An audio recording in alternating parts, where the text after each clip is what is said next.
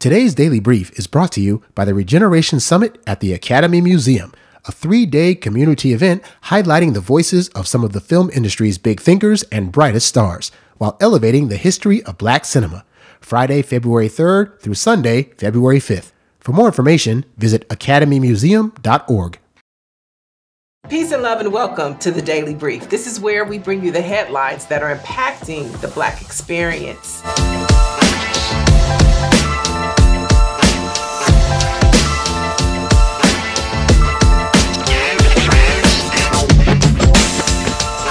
Now, I have a special guest joining me today. Her name is Lila Mays, and she's from the DGA, and I'm going to let her tell you what the DGA is. Welcome. Hi, thanks so much for having me, Niele. So the Directors Guild of America is... Oh, just jump right in. You said let her tell you what the DGA is, so I'm going to tell you what the DGA is because I want to get into this program. Okay. But the Directors Guild is obviously a union for directors, filmmakers, unit production managers, assistant directors, etc. And they have an assistant director training program that I manage. Okay, and so tell us about this training. So it's an amazing opportunity. It's a 400-day paid on-the-job training program for people to learn the job of assistant directing. Mm-hmm. And so is it here locally? Los Angeles based. Okay. So most of the productions that our trainees are on are here in Southern California. So they're working with the AD teams from these mostly episodic television and feature films. Okay. They work with the ADs on those shows and films to learn how to be an assistant director. What is an assistant director? That's a great question because most people think it's literally assisting the director, and it is to a degree, but it's really way bigger than that. So an AD is really the manager of all things operations and logistical on a set. Okay. So there's sort of a tier of AD. So there's a second, maybe a second AD, maybe a key second, and a first AD. So usually the seconds are running what we call base camp. So that's sort of the hub of a production. That's where everybody checks in. That's where all the trailers are, crafty, COVID tests, hair and makeup, everything is in base camp. So there's usually an AD, a second AD in base camp, checking people in, getting them where they need to go. And then maybe a second, another AD is sort of communicating or liaising between base camp and what's happening on set. There's usually a first AD on set that's actually working directly with the director. And so they're placing background, they're giving actors their shots and where to stand, they're calling cut and rolling and all of that. So they're managing what's happening on set. But there are usually a few ADs that are working on a production. And so you reached out to us at the Los Angeles Sentinel. Why?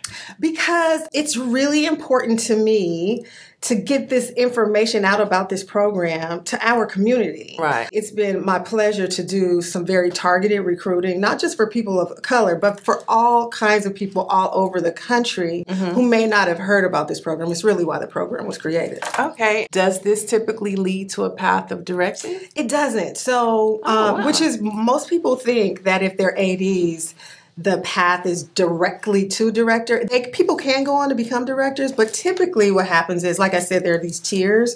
So second, first.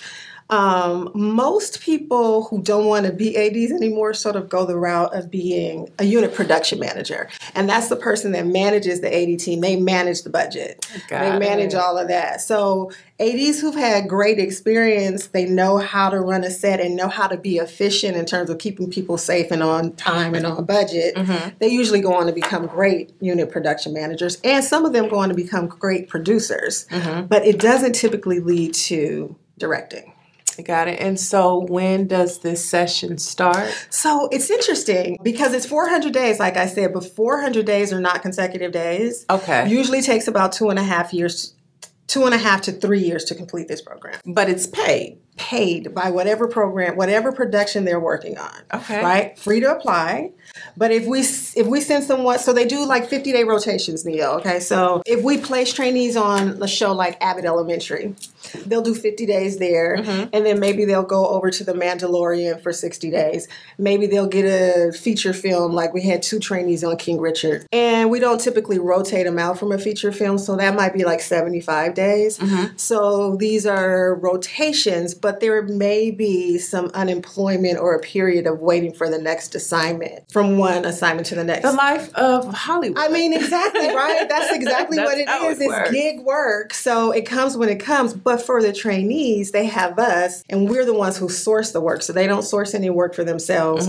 We've developed some great relationships with the studios and with people who are shooting here. And so we've done pretty good in placing trainees. So now the DGA is a union. Yes. So if someone wanted to apply, would they have to be a member? No. So the get of this program is membership into the DGA. Outside of this program, people who are interested in becoming members of the DGA, they have to get all of these other days in non-union work. So if someone was interested in being an AD, they'd have to work as a non-union person, a production assistant, and those are 600 hours. So that's already about 5 years. And then there's an additional so many number of days that they would have to do third area, like places like Atlanta, Chicago, other places. Then they'd have to do a number of days as commercial non-union people. So I think it's about 750 days. Could take up to 10 years to get this book together to submit for membership into the DGA.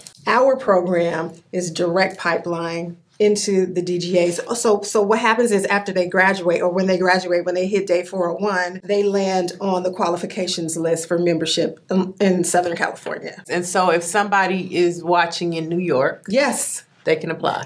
You can have to move to apply. California, You would have to move to LA. Okay. But anybody can apply from everywhere. We've had people move here from Louisiana, from Atlanta, from New York, from Chicago, from Florida. There is a program in New York. I have a sister program. It's set up a little different. Their application process is a little different. The biggest difference is when they apply from that program, they still have to do some other work in third area before they can land on the qualifications list to work across the country. All right. And so when's the last day? So applications go live. We're in the process of vetting some applications. So our application goes live every September. 1st of September, it's live through November. Okay.